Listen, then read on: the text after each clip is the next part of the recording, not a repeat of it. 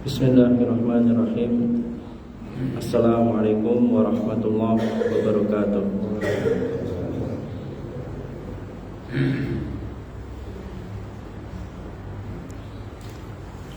Alhamdulillah, wassalatu wassalamu ala rasulillah wa ala alihi wa man walah. Asyhadu an la ilaha illallah wahdahu la syarikalah wa asyhadu anna Muhammadan abduhu wa rasuluhu la nabiyya ba'dah. Ayyuhal ikhwah rahimani wa rahimakumullah. Bapak-bapak, ibu-ibu, semoga selalu dirahmati ya Allah Azza wa Jalla. Alhamdulillah, segala puji syukur bagi Allah Azza wa Jalla yang telah memberi kita kebahagiaan, kenikmatan, terutama yang berasal dari diri kita sendiri. Kalau kita mau muhasabah kenikmatan yang membuktikan kekuasaan Allah, wahdaniyah Allah, keesaan Allah Azza wa Jalla, kita tidak bisa menguasainya, bahkan diri kita sendiri tidak menguasainya, adalah kenikmatan darah. Darah itu kalau kita mau merenung, mengambil pelajaran dari darah yang ada di diri kita, itu kita sadar itu bukan urusan kita, padahal ada di tubuh kita. Jenengan gak bisa mengendalikan darah, padahal itu ada di tubuh jenengan. Bahkan ketika jenengan sakit, ya ini terjadi di saudara kami, dan saya terketuk dari kejadian ini, mengambil pelajaran berharga. Di situ ada kekuasaan ilahi. Saya sadar di situ ada kekuatan Allah ilahiyah, ada kendali Allah Azza wa Jalla, yaitu di dalam darah. Jenengan gak bisa mengontrol darah. Misal seperti darah kram, jenengan perintah darah, ayo jalan, kan gak bisa kan itu. Ketika stroke kan itu, darah buntet kan itu, aliran darah menyumbat, atau dan yang lain-lainnya banyak. Jenengan gak bisa perintahkan, bahkan dokter pun gak bisa. Di situ ada kekuatan ilahi. Dan jenengan dari kejadian yang menimpa di sekitar kita tentang darah itu, bayangkan ketika setiap minggu, seminggu sekali atau sepekan sekali jenengan harus cuci darah. Cuci darah itu sakit. Itu menunjukkan manusia tidak bisa mengendalikan sesuatu yang ada di dirinya sendiri. Di situ membuktikan ada kekuatan ilahi, ada ilahiyah, ada kekuasaan Allah Subhanahu wa taala, kebesaran Allah Azza wa Jalla. Di situ membuktikan adanya Allah Azza wa Jalla, yang mana darah itu tunduknya hanya kepada Allah Azza wa Jalla.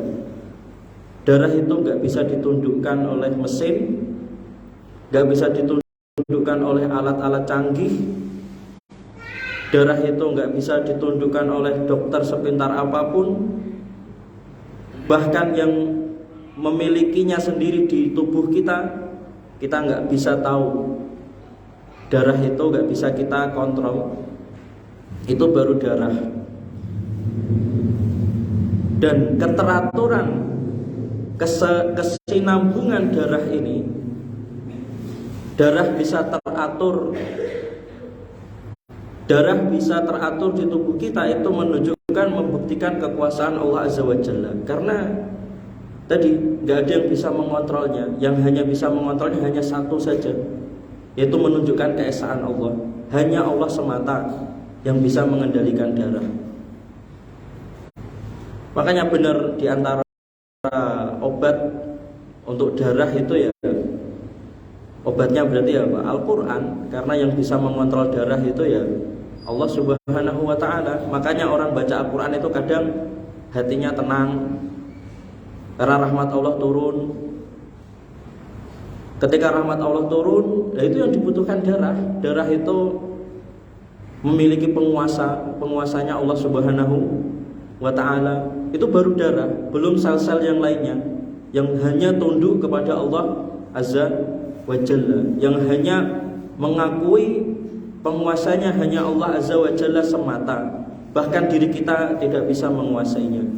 Banyak sekali di dalam tubuh kita ayat an-nafsiyah, bukti-bukti tanda kekuasaan Allah di dalam diri kita yang menunjukkan ilahiyah, menunjukkan keesaan Allah. Hanya Allah semata yang bisa menguasainya. Kalau kita mau mempelajari atau merenung terhadap apa yang ada di dalam diri kita. Alhamdulillahirabbil alamin. Segala puji syukur bagi Allah. Itulah salah satu kebahagiaan yang diberikan Allah. Jenengan gak perlu pusing-pusing mengontrol darah. Kalau jenengan seandainya dibebani untuk cuci darah, untuk mengontrol darah, harus melakukan pembersihan darah, mungkin setiap bulannya jenengan mungkin menghabiskan uang berjuta-juta. Itu contohnya cuci darah itu kalau salah satu fungsi organ tubuh sudah gagal, sudah mati, sudah tidak berfungsi atau melemah. Contohnya itu cuci darah setiap mungkin seminggu sekali, dan itu menyakitkan. Alhamdulillahirabbil alamin. Jenengan itu termasuk orang yang bahagia yang bisa datang ke sini, darahnya masih normal. Alhamdulillahirabbil alamin.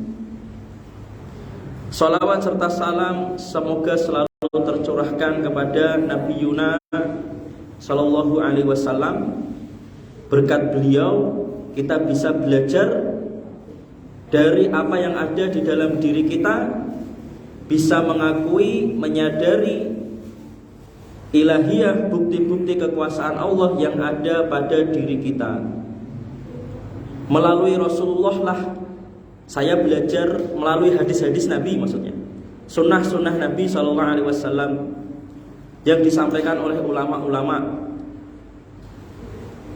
Dari situ, dari Nabi SAW, sunnah-sunnah Nabi dan ayat-ayat Al-Quran yang dibawakan oleh Nabi, kita bisa sadar, bisa tahu bahwasanya di dalam diri kita itu ada ayat-ayat, ada bukti-bukti tanda kekuasaan Allah, yang mana di tubuh kita itu ada hal-hal yang tidak bisa kita kontrol, tidak bisa kita kendalikan. Yang bisa mengendalikan hanya Allah semata, yaitu Allah Subhanahu wa ta'ala semata. Itu menunjukkan tauhid, menunjukkan wahdaniyah Allah, keesaan Allah.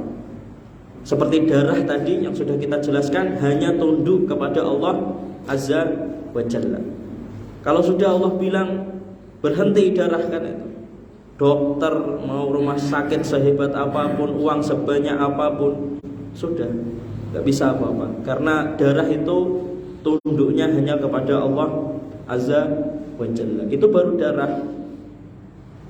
Dari situ kita bisa menyadari, dan itu semua berkat Nabi Muhammad SAW. Kita bisa belajar dari tubuh kita, menyadari kekuatan atau kekuasaan Allah yang ada pada tubuh kita. Itu semua dari Nabi Muhammad SAW. Kita belajar tauhid dari Nabi Muhammad SAW. Menyadari tauhid wahdaniyah Allah, bukti wahdaniyah Allah, bukti tauhid yang ada pada tubuh kita, itu semua berkat Rasulullah SAW. Itu salah satu contohnya darah. Jenengan kalau mau merenung dari darah, di situ ada tanda kekuasaan Allah, bukti tauhid uluhiyah dan rububiyah Allah Azza wa Jalla. Allahumma sholli ala Muhammad wa ala ali Muhammad.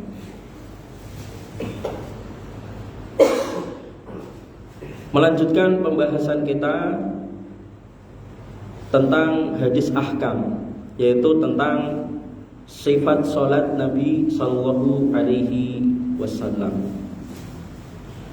Sebelumnya sedikit pengantar. Dalam realita kehidupan kita, kehidupan yang islami, kehidupan yang benar, kehidupan yang islami itu memiliki tahapan. Semua orang punya tahapan dalam kehidupan. Tahapan yang pertama akan menghadapi pengingkaran. Jadi dalam kehidupan kita, tahapan pertama kita akan sering menghadapi pengingkaran, perselisihan. Banyak orang yang tidak setuju dengan kita. Tingkatan yang pertama kehidupan, kita hidup di tengah orang-orang yang berbeda-beda dengan kita. Ada yang mau ngaji, ada yang tidak mau ngaji, ada yang suka ngaji, ada yang tidak suka ngaji, ada yang rajin sholat, ada yang tidak rajin sholat, ada yang suka maksiat, ada yang suka beribadah. Tahapan yang pertama, kehidupan kita hidup bersama dengan orang-orang, di tengah-tengah orang-orang yang menyelisih kita. Apa kita harus diam? Pasti kita akan sering berbenturan dengan orang-orang seperti ini, hingga kita bisa meluruskan pertama diri kita agar tidak ikut dengan orang-orang yang salah, agar tidak ikut dengan orang-orang yang menyelisihi syariat, hingga kita bisa meluruskan setelah diri kita bisa meluruskan orang-orang di sekitar kita. Itu tahapan hidup yang pertama. Dan itu yang paling berat, yang paling lama, paling berat, dan yang kebanyakan orangnya di tahapan ini. Setelah itu, setelah lulus dari tahapan yang pertama, beranjak ke tahapan yang kedua, yaitu kehidupan penuh dengan kesabaran, penuh dengan keridhaan, penuh dengan bersyukur terhadap apa yang diperintahkan Allah dan terhadap apa ujian yang diberi oleh Allah Azza wa Jalla. Jadi ini sudah meningkat, sholatnya sudah istiqomah, lingkungannya lebih baik. Cuma dia sering dilanda ujian dan perintah Allah. Kan semakin orang itu setelah orang itu bisa ibadah tertentu, pasti dia ada perintah ibadah yang lain, ada perintah zakat, kemudian ada perintah ibadah haji, dan seterusnya. Apakah dia bisa melaksanakan perintah Allah? Dan gak hanya itu, ujian datang. Di tahapan ini ujian lebih berat lagi. Kalau yang di sebelumnya ujiannya paling tadi disuruh sholat, bisa sholat, atau meninggalkan maksiat. Tapi kalau di sini ujiannya enggak itu. Ujiannya sudah lebih tinggi karena dia sudah sholatnya sudah istiqomah. Kemudian meningkatkan puasanya, meningkatkan zakatnya. Ketika ibadah-ibadahnya sudah istiqomah, biasanya orang-orang yang seperti ini ujiannya berbeda. Ujiannya pokoknya berbeda. Ujiannya lebih berat. Kalau orang yang tahapan yang pertama tadi, diujinya tadi, bisa nggak dia sholat istiqomah, bisa nggak dia puasa, bisa nggak dia berzakat. Tapi kalau dia sudah bisa sholat, sudah bisa puasa, bisa berzakat, ujiannya berbeda. Ujiannya lebih berat lagi. Fitnah-fitnah, ujian di istrinya, ujian di anaknya, ujian di tengah masyarakat, dan lain-lain. Kemudian ketika lulus di tahapan ini, beranjak ke tahapan yang terakhir, yaitu tahapan yang ketiga, yaitu kebahagiaan dan kenikmatan di dalam setiap ibadah dan di dalam setiap ujian, dan bahkan menikmati setiap kesusahan, ujian yang berat-berat yang diberikan oleh Allah Azza wa Jalla. Bahkan dia menanti, wes siap-siap gitu, sudah siap-siap. Di tahapan yang ketiga ini, kehidupannya lebih teratur orang ini. Kalau yang tadi kadang sholatnya, dia mau berangkat sholat ada rasa berat, tapi di sini tidak. Sholatnya sudah terjadwal, teratur, sudah diatur oleh Allah, dimudahkan Allah. Sholatnya bahkan 10 menit sebelum adzan sudah ke masjid, kan itu. Puasa sebelum Ramadan datang sudah persiapan, 2 bulan sebelum Ramadan dia sudah persiapan, mungkin menyiapkan tabungan untuk nanti amalan di Ramadan, atau menyiapkan untuk makanan di bulan Ramadan. Pokoknya persiapan dari kesehatan, persiapan segalanya, persiapan dari segi iman, persiapan dari segi pekerjaan. Mungkin dia berencana, kan itu, meliburkan waktu Ramadannya. Jadi di 2 bulan sebelum Ramadan dia gencar untuk tadi persiapan. Jadi orang yang di tahapan ketiga ini, dia menikmati ibadah, dia menanti-nanti ibadah, menunggu ibadah, bahkan dia siap, bersiap-siap ketika akan diuji Allah. Dia sadar, tahun depan ujian saya apa ya? Tahun depan ini pasti lebih berat lagi ujian saya, kan itu. Bersiap-siap, bersiap-siap menghadapi ujiannya, bersiap-siap mental, kesabaran, ketakwaan, dan yang lainnya. Jadi di tahap yang terakhir ini menikmati dan bahagia terhadap setiap ibadah, terhadap setiap perintah Allah, dan terhadap setiap ujian yang diberikan oleh Allah Azza wa Jalla. Dan ini yang sangat sedikit sekali di antara orang Islam. Yang paling banyak itu yang tahap yang pertama tadi. Dan yang paling lama masanya, periodenya, yaitu yang tahap pertama. Jadi di antara 3 tingkatan ini, tingkat kehidupan yang paling panjang adalah yang pertama. Dan inilah yang paling berat dan yang paling susah. Karena misalnya, contohnya seperti sholat. Misal di tahap yang pertama, kehidupan yang pertama, misal sholat. Ini sholat di orang yang marhalahnya atau levelnya yang tahap pertama. Orang-orang yang tahap pertama ini ketika hendak sholat sering dihadapkan dengan hal-hal yang menyelisih sholat. Itu gitu. Orang yang di tahap yang pertama, sholatnya itu masih sering berbenturan dengan hal-hal yang menghalangi sholat. Bisa perkara syariat yang lainnya, bisa istrinya, bisa anaknya, atau perkara yang lain, atau perkara dunia, pekerjaan, dan yang lainnya, hingga perkara maksiat. Sholatnya berbenturan dengan maksiat.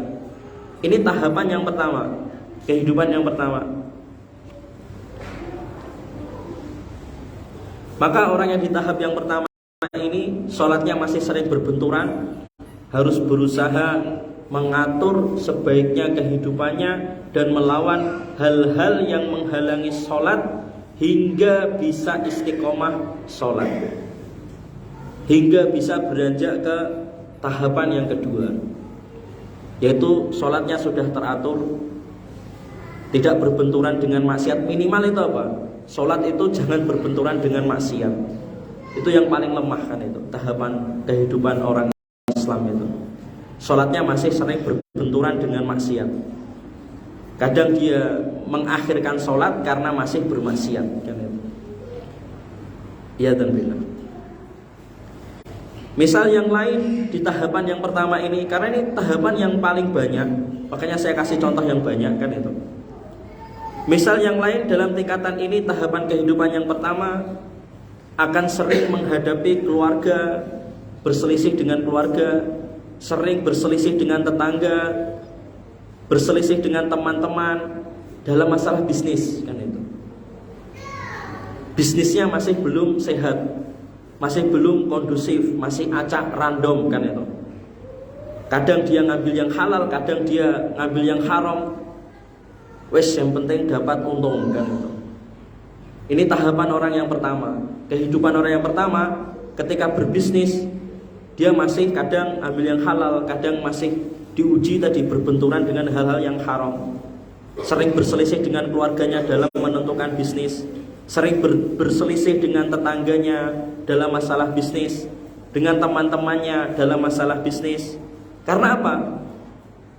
Teman-temannya, lingkungannya masih banyak yang berkecimpung dengan usaha-usaha yang haram, banyak yang bekerja di usaha-usaha yang ribawi, bahkan banyak yang berbuat curang, banyak kecurangan.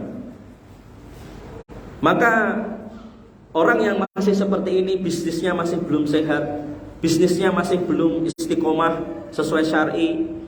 Orang yang seperti ini harus berusaha menyelisihi tadi teman-temannya yang salah atau saudara-saudara yang salah, berusaha menegur dan meluruskannya hingga bisa istiqomah, bisa berbisnis yang halal, dan bisa meluruskan orang-orang di sekitarnya agar sesuai syariat dalam berbisnis, agar sesuai syariat dalam bermuamalah.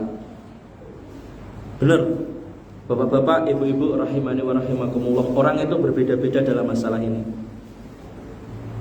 Ada yang lingkungannya, teman-temannya, keluarganya, saudara-saudaranya semuanya masih berkecimpung dengan bisnis-bisnis yang campur aduk tadi. Dan ada orang-orang yang sudah meningkat ke tahapan yang berikutnya, dibersihkan Allah, lingkungannya dijaga oleh Allah Azza wa Jalla, lingkungannya dijaga agar linknya, jangkauannya, teman-temannya, kliennya kan itu, kliennya semuanya sesuai syar'i kan itu.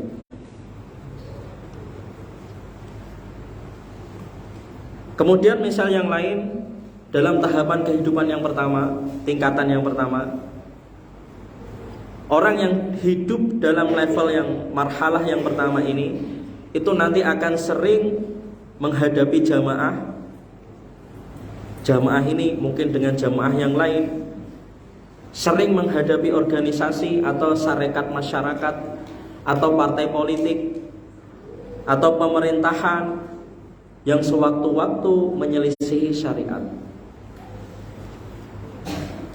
Masih sering tadi berkumpul dengan jamaah lain kan itu yang menyelisihi syariat, mungkin ini masih bid'ah kan itu. Dia masih sering berkumpul, masih ikut-ikutan dengan jamaah-jamaah yang bid'ah, dengan jamaah-jamaah yang masih tercampur dengan syirik dan lainnya, masih tercampur syubhat-syubhat, masih ikut-ikutan dengan organisasi yang menyimpang atau ormas-ormas yang campur aduk syubhat, akidahnya tidak jelas, bercampur aduk, campur baur kan itu dengan partai-partai yang menyelisihi atau yang membenci Islam. Ini orang yang tahapan yang pertama, masih sering tadi di sekitarnya, masih sering berkumpul atau hidup di tengah tadi partai atau masyarakat atau ormas atau pemerintah yang terkadang menyelisihi syariat. Maka orang yang seperti ini harus kan itu berusaha menyelisihi tadi hal-hal yang menyelisihi syariat, harus menyelisihi tadi jamaah yang menyelisihi syariat, harus menyelisihi partai-partai yang menyelisihi syariat atau organisasi-organisasi yang menyelisihi syariat, menegurnya, menasehatinya dan meluruskannya. Minimal tidak ikut-ikutan dalam kesalahan atau syubhat. Maka bapak-bapak, ibu-ibu rahimani wa rahimakumullah, dalam tingkatan ini yang paling banyak kan itu, kita harus banyak belajar dari hadis-hadis sunnah Nabi Sallallahu Alaihi Wasallam dan fikih sahabat, yaitu asar dari para sahabat radhiyallahu anhum. agar kita memiliki bekal pertama untuk menghadapi diri ini sendiri, dan juga memiliki bekal untuk menghadapi orang-orang di sekitar kita, dan agar kita memiliki kekuatan untuk bisa menyelisihi dan memperbaiki kesalahan terutama pada diri kita dan kesalahan yang tersebar luas di sekitarnya atau di sekitar masyarakat. Maka dalam tingkatan yang pertama ini kita terkadang sering terjatuh dalam maksiat, lalu kita bangkit lagi, beranjak pergi dari maksiat, istiqomah, kemudian khilaf lagi, jatuh lagi, bangun lagi, segera bertaubat. Inilah tahapan yang pertama. Orang tahapan pertama gitu, jatuh maksiat, kemudian segera bangkit lagi, segera bertaubat, berusaha pengen meningkatkan diri, ternyata khilaf, jatuh lagi dalam maksiat, dan seterusnya. Dan ini yang paling tadi rendah kan itu. Lalu setelah itu tingkatan yang kedua. Setelah tingkatan yang pertama, tingkatan yang kedua itu kehidupan yang penuh dengan kesabaran, hidup penuh dengan keridhaan, serta bersyukur ketika menghadapi kehidupan. Apa yang dimaksud kesabaran di tingkatan kehidupan yang kedua ini?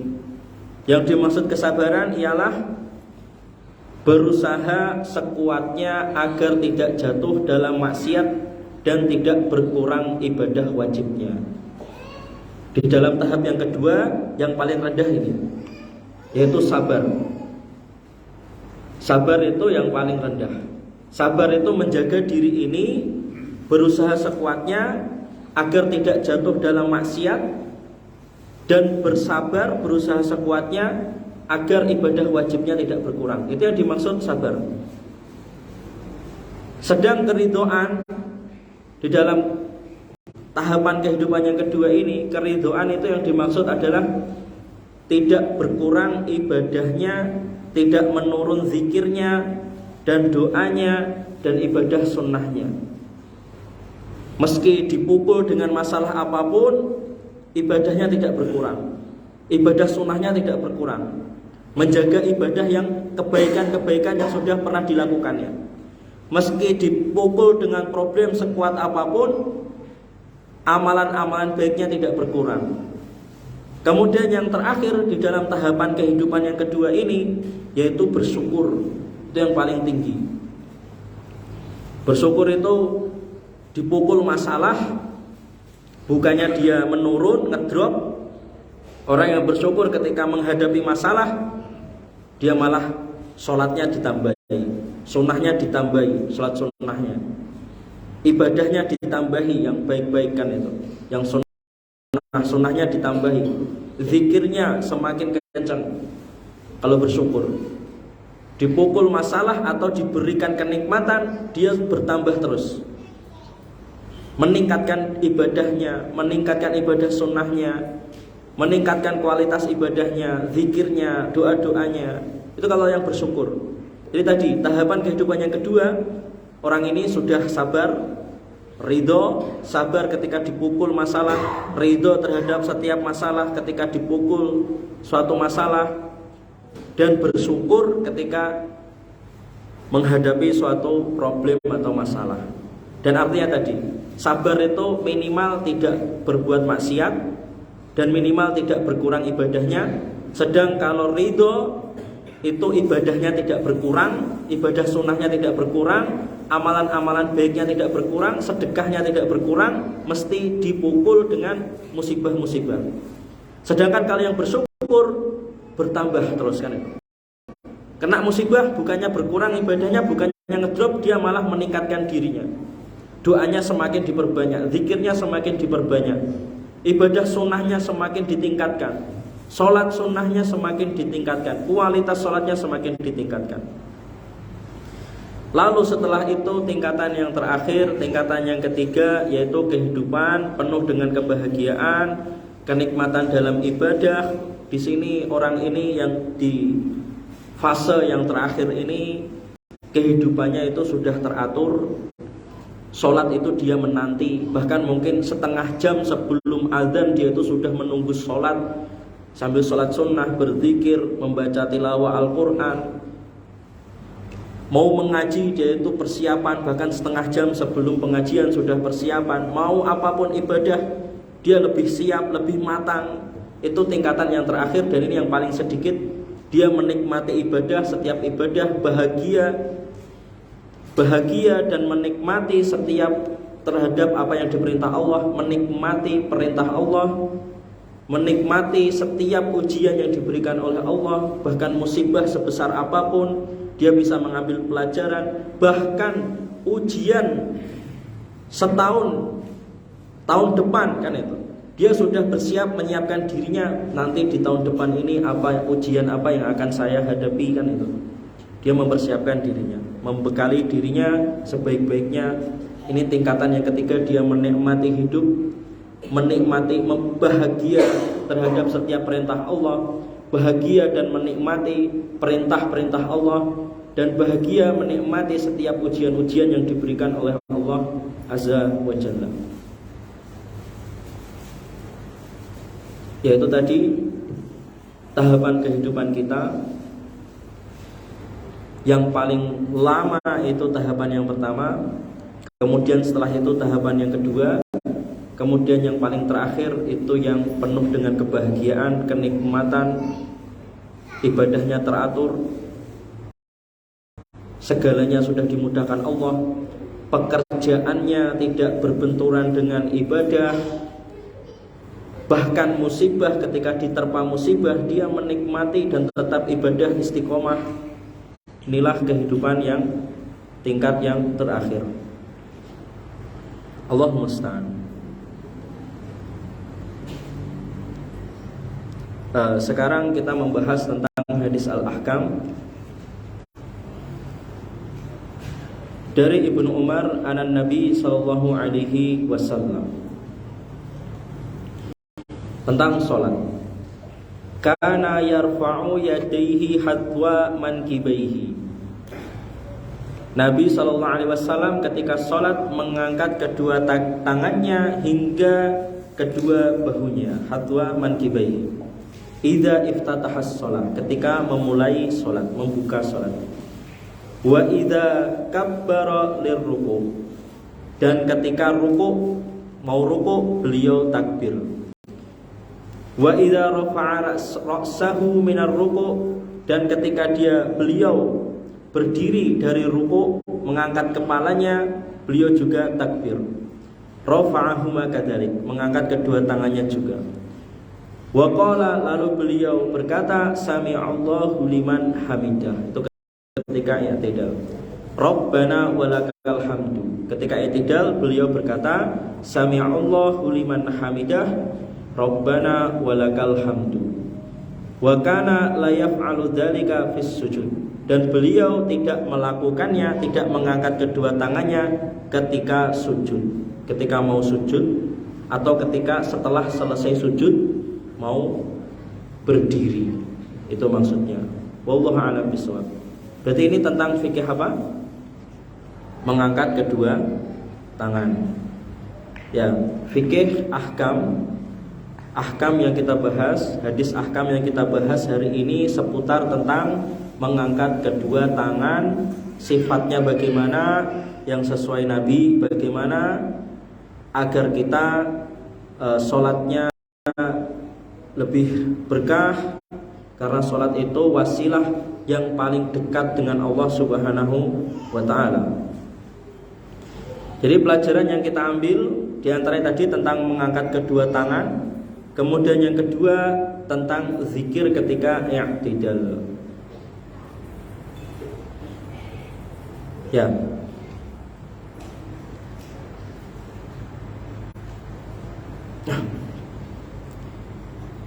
Sekarang penjelasannya dari hadis tersebut. Jadi saya ingatkan lagi, setiap gerakan sholat, pelajaran tentang gerakan sholat ini, setiap gerakan sholat ini adalah wasilah, yaitu sarana yang paling dekat mendekatkan kita kepada Allah Ta'ala. Jadi di antara amalan apapun, gerakan apapun di kehidupan Anda, gerakan yang paling baik untuk mendekatkan diri pada Allah yaitu gerakan di dalam sholat. Bahkan Imam Bukhari itu bikin kitab khusus hanya membahas untuk apa? Membahas mengangkat kedua tangan tok. Mengangkat kedua tangan tok, Imam Bukhari itu sampai buat kitab khusus sendiri untuk membahas gerakan. Itu menunjukkan, jadi bapak-bapak, ibu-ibu rahimani wa rahimakumullah, gerakan sholat itu diantara gerakan yang paling terbaik di kehidupan Anda. Dan pelajaran tentang gerakan sholat itu diantara pelajaran yang paling tinggi, paling mulia, pelajaran yang paling berharga, yang jangan Anda sia-siakan. Kemudian setiap bacaan, karena kita menyinggung bacaan juga, bacaan yang kita baca sami Allahu liman hamidah, Rabbana walakal hamdu, setiap bacaan yang kita ucapkan di dalam sholat itu bacaan yang paling baik di antara ucapan-ucapan yang sering kita baca. Lebih baik dari bacaan Quran, lebih baik dari TikTok, lebih baik dari stand up komedi, lebih baik dari candaan-candaan, atau lebih baik dari nasihat-nasihat yang sering Anda baca di status-status WA. Jadi bacaan, kalimat, setiap yang Anda baca di dalam sholat itu bacaan yang paling mulia. Dan pelajaran ketika jenengan belajar tentang bacaan sholat itu pelajaran yang paling tinggi, paling berharga, jangan disia-siakan. Maka perhatikan setiap jenengan mengkaji gerakan sholat dan bacaan-bacaan sholat, semangat, gak boleh malas. Jenengan harus semangat untuk selalu belajar terus, membaca berkali-kali, mengulangi berkali-kali, mengkaji berkali-kali tentang gerakan sholat, tentang bacaan sholat. Bahkan saya sampai kuliah, sampai S1, S2 ataupun S3 itu ya gitu, bahas tentang gerakan sholat, bahas tentang bacaan sholat, diulangi terus menerus kan itu. Tapi dengan berbagai macam metode kan itu, beda-beda. Tapi kalau di sini kita mengkajinya dengan metode yang ringan. Metode ini kajinya ringan, bukan yang berat.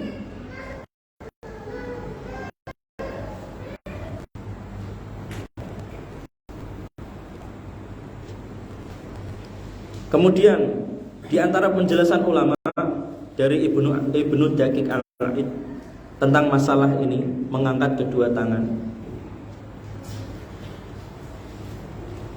ada yang mengangkat kedua tangan itu hanya ketika takbiratul ihram dan ketika mau ruku atau setelah ruku, tok kan itu. Ada yang seperti itu.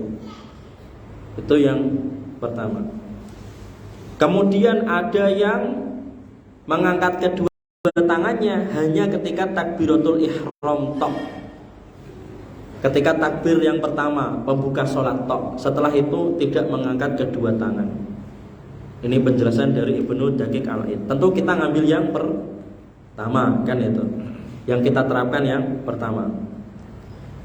Kemudian juga dijelaskan di hadis yang sahih, dijelaskan oleh Ibnu Daqiq Al-Id. Di hadis yang sahih dijelaskan Rasulullah itu mengangkat kedua tangan ketika bangkit dari rakaat kedua atau tasyahud awal, sebelum rakaat ketiga. Jadi setiap sebelum rakaat ketiga, setelah tasyahud awal, ketika bangkit beliau mengangkat kedua tangan. Berarti ada 4 tempat di dalam sholat mengangkat kedua tangan. Itu ada 4 yang paling masyhur.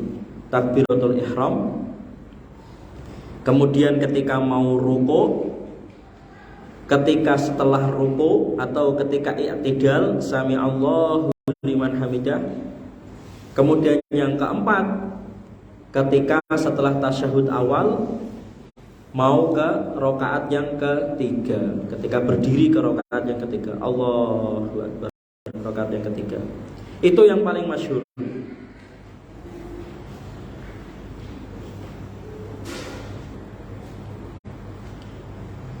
Sudah, sampai sini ada ditanyakan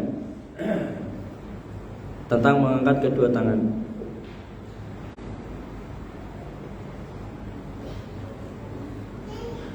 Kemudian sekarang detailnya, sifat mengangkat kedua tangan sesuai Nabi, lebih detail lagi, lebih rinci lagi. Mengangkat kedua tangan dijelaskan Ibnu Daqiq Al-Id sesuai hadis Nabi, sesuai sunnah Nabi SAW. Ada yang sejajar dengan bahu.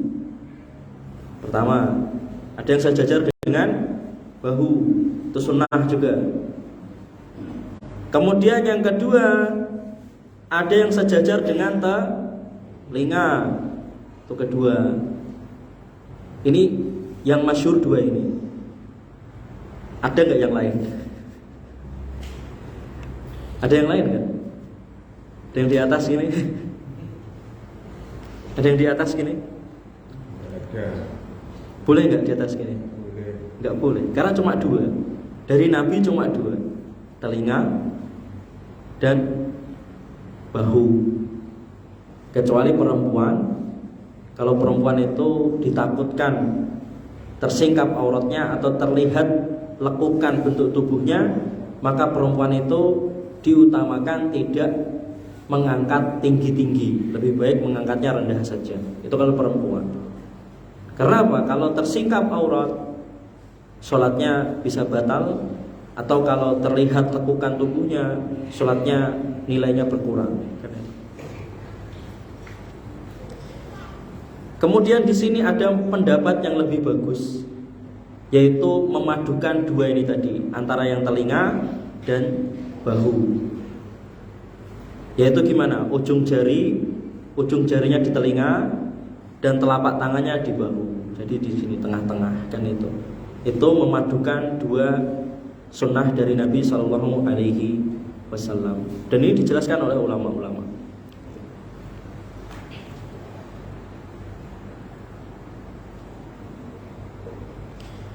Kemudian rinciannya lagi, detailnya lagi, sifat Nabi ketika takbir. Ini juga diriwayatkan bagaimana ketika takbir, melafadzkan takbir. Ada yang memulai lafadz takbir bersama mengangkat tangan sampai mengakhiri lafadz takbir ketika tangan sedekap. Paham? Saya contohkan. Jadi memulai takbir sejak mengangkat tangan. Mulai dari mengangkat tangan dia mulai takbir. Allahu Akbar sampai sedekap. Mengangkat dari mulai melafadzkan takbir sejak mengangkat tangan sampai telinga sampai sedekap. Jadi panjang. Allahu Akbar. Itu sunnah juga. Lalu ada yang memulai mengangkat tangan tanpa takbir, lalu memulai takbir ketika hendak sedekap sampai selesai sedekap. Ini yang kedua. Ini sunnah juga. Tangannya diangkat dulu, baru ketika sudah di telinga, baru takbir. Allahu Akbar. Jadi tangannya ketika mengangkat tangan sampai telinga dia tidak melafadzkan takbir. Ketika sudah di telinga, baru Allahu Akbar. Saya sering mempraktekkan yang ini kalau saya. Tapi kadang tiga-tiganya saya praktekkan, macam-macam kan itu. Karena sunnahnya Nabi macam-macam, bagus saya dipraktekkan semuanya. Yang paling afdol itu kan mempraktekkan semuanya kan, sunnah Nabi. Gak cuma satu riwayat kan itu. Lalu ada yang mengangkat tangan tanpa takbir, kemudian melafadzkan takbir, kemudian baru bersedekap setelah takbir. Jadi ketika mengangkat tangan dia tidak takbir. Baru setelah tangannya di telinga seperti ini atau di bahu, baru takbir. Allahu Akbar. Baru setelah takbir selesai, baru tangannya sedekap. Ini tiga sunnah dari Nabi SAW. Sebisa mungkin menerapkan semua riwayat ini. Yang paling bagus itu kalau orang yang paham sunnah paling bagus itu menerapkan semuanya. Tapi kalau jenengan nggak bisa milih salah satu nggak apa-apa.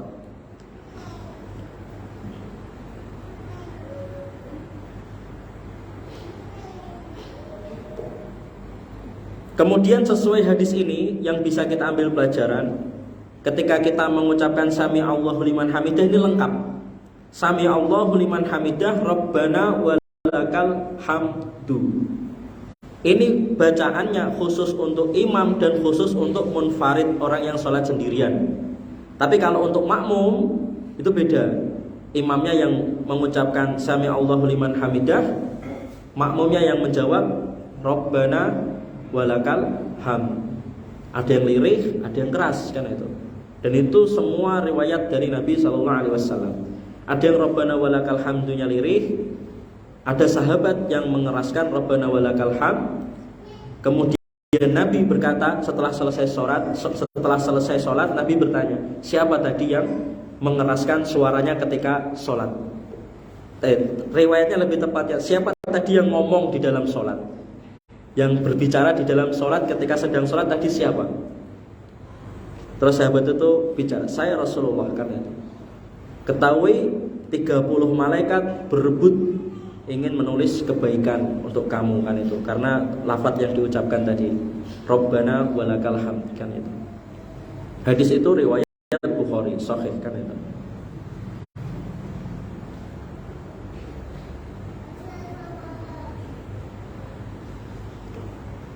Kemudian juga dari rincian masalah ini tentang mengangkat kedua tangan, beberapa ulama mengatakan kan itu tidak disunahkan mengangkat kedua tangan ketika hendak sujud.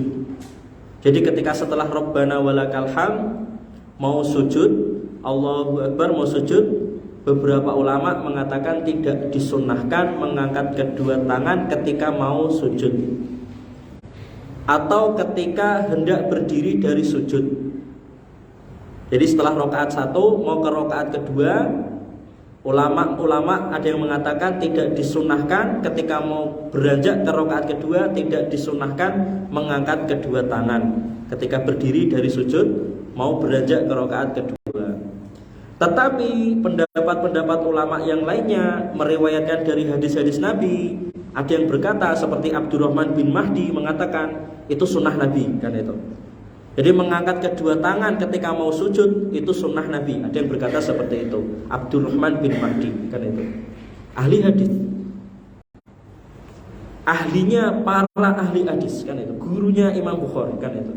Mengatakan ketika mau sujud mengangkat kedua tangan itu sunnahnya Nabi. Kemudian ketika mau berdiri dari sujud, ketika mau ke rakaat kedua mengangkat kedua tangan itu juga sunnah Nabi. Itu dijelaskan oleh Imam Bukhari di kitab khususnya tadi Qurratul Ainain bi raf'il yadain fi shalah. Jadi Imam Bukhari membahas khusus tentang masalah itu, mengatakan itu sunnah Nabi kan itu. Tapi yang masyhur itu yang 4 tadi yang sudah dijelaskan. Ini tidak masyhur kan itu. Kalau kita yang sering diterapkan itu yang 4 tadi. Maka kalau ditambahkan ini itu ada 6 totalnya. Totalnya berarti ada 6. Mengangkat kedua tangan itu tempat waktu di dalam sholat atau tempat khususnya itu ada 6. Kalau ditambah dengan yang 2 ini. Pertama ketika takbiratul ihram, takbir pertama. Kemudian ketika sebelum ruku. Kemudian ketika setelah ruku. Kemudian ketika sebelum sujud mau sujud, kemudian ketika berdiri dari sujud, kemudian ketika sebelum rakaat ketiga atau setelah tasyahud awal. Ada 6. Ini kalau ditambahkan dari riwayat-riwayat yang lainnya. Tapi yang masyhur itu 4. Yang saya praktekkan itu 4, mengikuti yang masyhur. Karena kalau Abi itu pakai yang 6 ini. Kalau Abi saya dulu pakai yang 6. Jadi kalau mau sujud, Abi itu ngangkat tangan dulu kan itu. Itu saya dulu bingung loh kok. Lainnya nggak ngangkat tangan, kok. Abi sendiri ngangkat tangan kan itu. Itu PR buat saya. Ternyata itu ada riwayatnya dari Nabi SAW Ibnu Hazm menjelaskannya, kemudian Imam Bukhari menjelaskannya, Abdurrahman bin Mahdi dan tabi'in banyak menjelaskan masalah itu.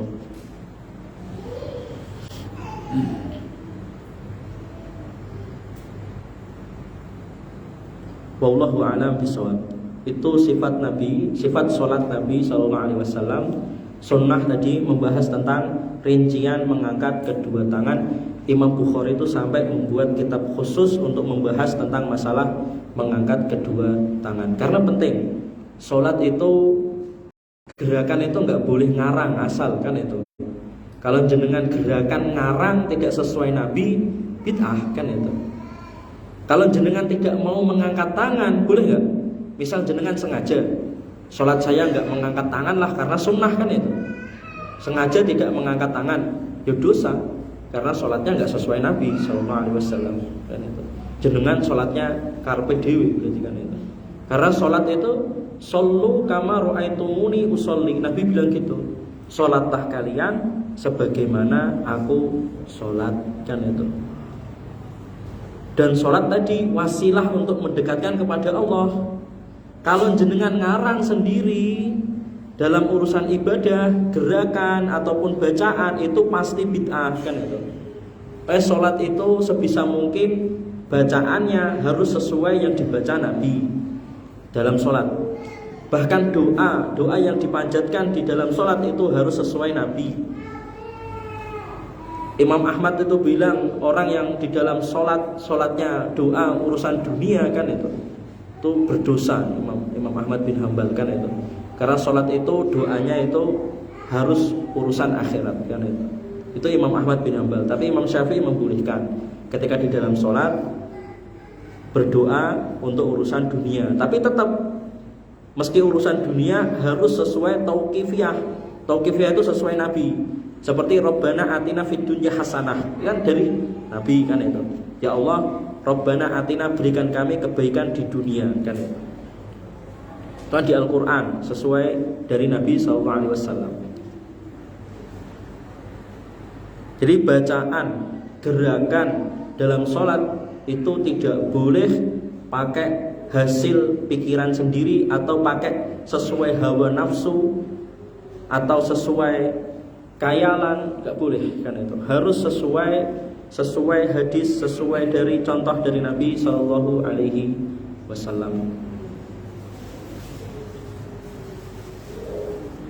Ya, masih lama Pak.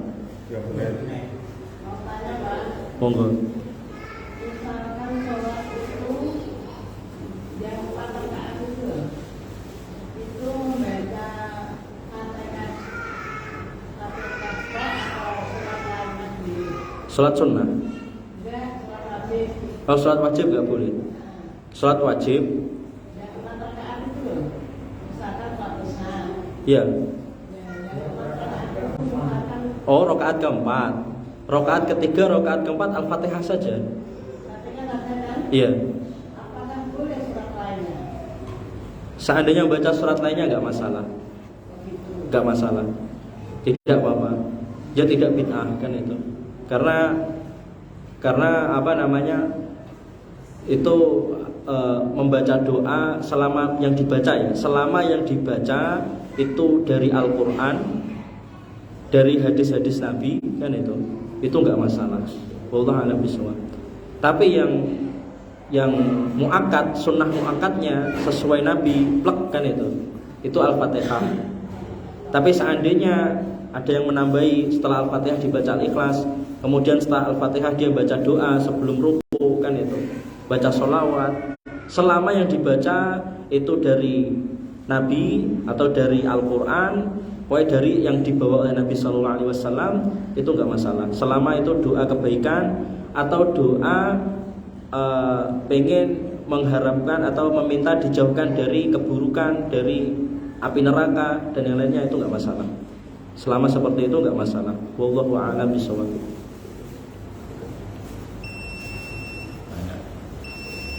Habis monggo Pak terakhir. Bisa membaca Quran itu liganya apa? Tidurnya harus gini atau apa? Tidak. Ibadah itu harus ada gerakan bibir kan itu.